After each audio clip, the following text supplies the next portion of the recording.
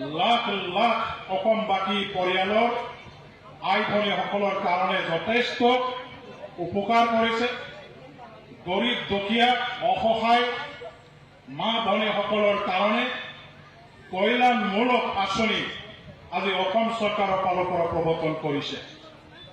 অতি সৌভাগ্যৰ কথা, দতমা সমষ্টিবাসী 10,000 নতুনকৈ আকৌ মা ভনীসকলৰ পৰা আমি হিতাধিকাৰীসকলক বাছনি কৰিবলৈ আজি সুযোগ পাইছো। আপোনাসকলে এপ্লাই কৰিবৰ কাৰণে যিসকল আজি ইয়াত উপস্থিত আছে, নিশ্চয় আজিৰ পৰা অসম চৰকাৰৰ হৈ মুখ্যমন্ত্ৰী ডাঙৰীয়া দেৱে যেনেকুৱা ধৰণৰ নিজৰ মুকলিৰ পৰা ভাষণত ৰাখি গ'ল, আমাৰ হিতাধিকাৰী হ'বৰ কাৰণে যিসকলৰ আজি ক্ৰাইটেৰিয়া অৰ্থাৎ চৰকাৰে বান্ধি দিয়া যিবিলাক নিয়ম নীতি আছে, সেই নিয়ম নীতিৰ অধীনত পৰা আমাৰ মা ভনীসকলে নিজৰ পত্ৰ ফিলাপ কৰি পত্ৰ সেইবিলাক সংগ্ৰহ কৰিবৰ কাৰণে অহাকালিৰ পৰাই কামত লাগি যাম।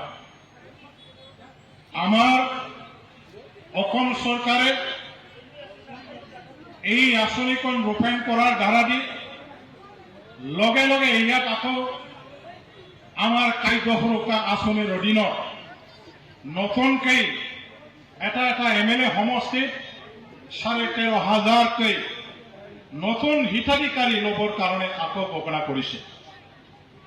আধাৰ কাৰ্ড, ৰেচন কাৰ্ড আৰু নিজৰ যিবিলাক পৰিচয় পত্ৰ আপোনাসকলৰ লগত যে আপোনাসকলে সেইবিলাক ৰীতি ৰাখিব লাগিব।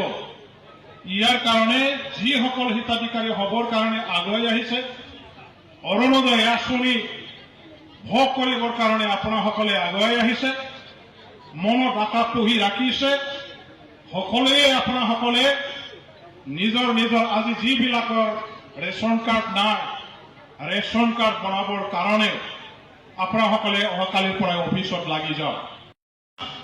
বছৰীয়া যিবিলাকৰ আয় অৰ্থাৎ ইনকাম, যিসকলৰ 4 লাখকৈ বছৰীয়া ইনকাম যিটো পৰিয়ালত আছে, সেই পৰিয়ালৰ পৰা এপ্লাই কৰিবৰ কাৰণে আজি সুবিধা প্ৰদান কৰিছে। এইখিনি সুবিধা আপোনাসকলে গ্ৰহণ কৰক আৰু এইখিনি কাগজ পত্ৰ আপোনাসকলে লগত লৈ অৰুণোদয় আঁচনিৰ ভোগ কৰিবৰ কাৰণে এজন হিতাধিকাৰী হ'বৰ কাৰণে আগুৱাই যাব লাগিব। ইতিমধ্যে আমাৰ কাৰণে খুব সুবিধা কৰি দিছে। প্ৰতিটো ভোট কেন্দ্ৰবিলাকত অৰুণোদয় আঁচনিৰ হিতাধিকাৰীসকলক বাছনি কৰাৰ প্ৰক্ৰিয়া অচিৰে আৰম্ভ কৰিব আৰু আমাৰ 10,000 হিতাধিকাৰী নতুনকৈ ল'বৰ কাৰণে কোনটো পলিং বুথত কিমানজন ভোটাৰ আছে, সেই অনুপাতে আমাৰ কম বেছি পৰিমাণৰ হিতাধিকাৰী লোৱাৰ প্ৰক্ৰিয়া চৰকাৰে দিয়া নিয়ম অনুযায়ী বাছনি কৰাৰ আৰম্ভ হ'ব।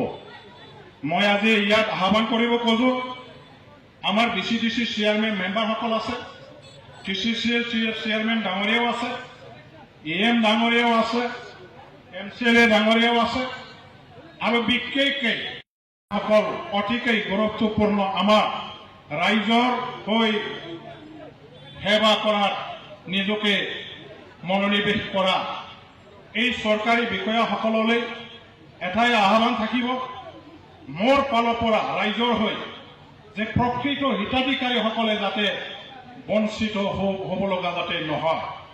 যিসকল হিতাধিকাৰী আছে, যিসকলৰ একেবাৰে দুখীয়া পৰিয়ালৰ পৰা অহা এইসকল হিতাধিকাৰীবিলাকে উপযুক্ত নিজৰ প্ৰাপ্য অধিকাৰ সাব্যস্ত কৰাৰ বেলিকাত যাতে হাৰাশাস্তিৰ সন্মুখীন হ'ব লগা নহয়, বৈষম্যমূলক নীতিৰ দ্বাৰা দি তেখেতসকলক অধিকাৰৰ পৰা যাতে বঞ্চিত কৰা নহয়।